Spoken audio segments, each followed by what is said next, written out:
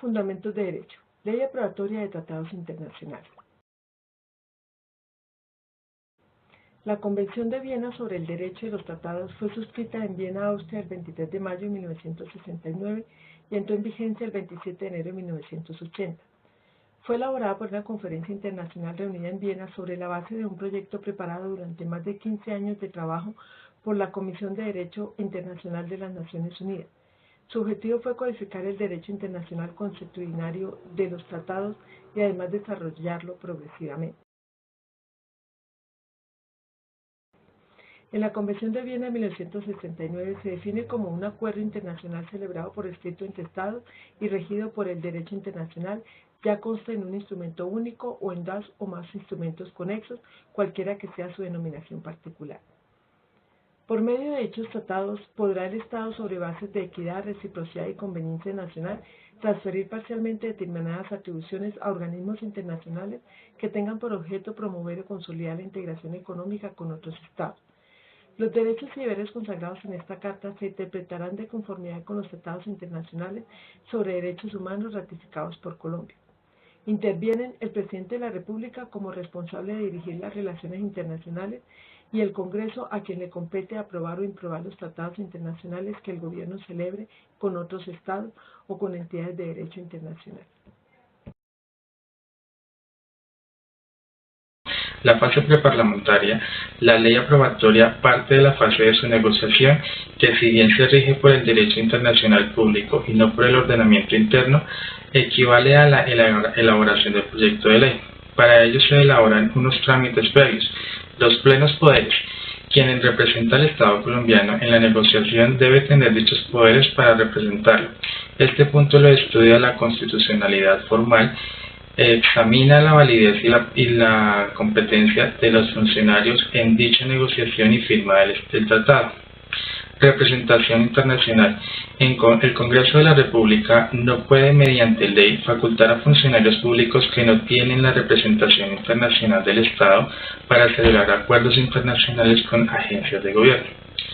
De igual forma, este tipo de acuerdos con agencias extranjeras no pueden tener validez en el ordenamiento jurídico interno sin que previamente el legislativo haya expedido una ley aprobatoria de los mismos y la Corte declarado su constitucionalidad. Conformación posterior. Excepcionalmente se permite que los actos de representación internacional en la negociación y adopción de tratados realizados por quien no tiene poder para ello tengan validez y siempre y cuando posteriormente sean ratificados por el Estado.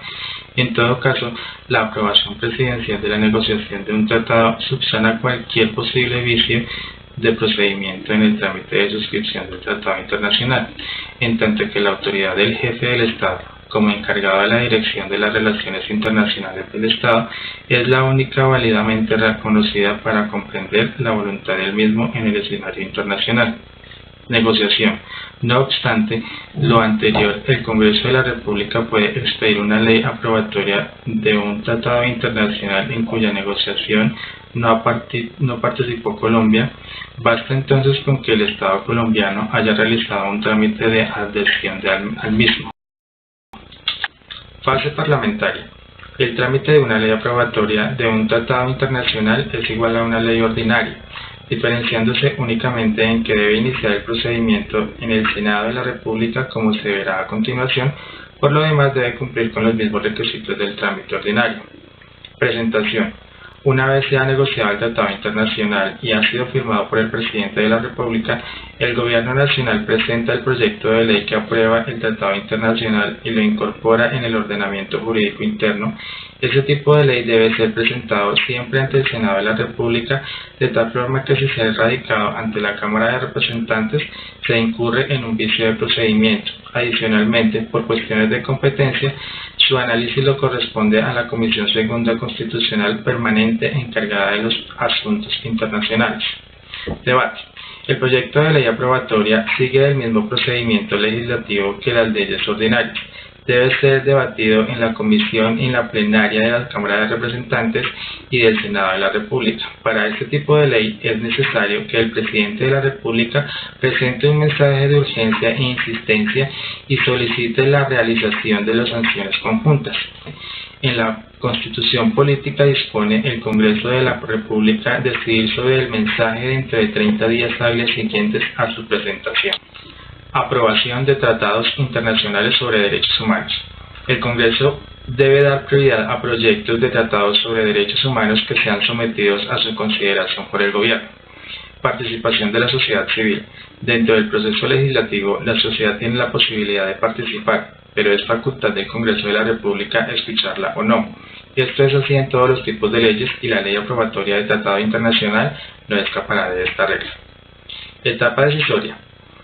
El artículo 160 de la Constitución Política establece que ningún proyecto de ley será sometido a votación, diferente a aquella que previamente se haya anunciado. El aviso lo deberá dar la presidencia de cada Cámara. Fase posparlamentaria. Primero, control constitucional. De acuerdo con lo previsto en el artículo 241, numeral 10 de la Constitución Política, las leyes aprobatorias de tratados internacionales tienen revisión automática de constitucionalidad por la Corte una vez son sancionadas. Esta revisión se caracteriza por lo siguiente. A. La Corte Constitucional debe pronunciarse sobre la constitucionalidad de la ley aprobatoria del tratado internacional antes del perfeccionamiento del tratado, pero después de la aprobación del Congreso de la República y de la sanción gubernamental. B.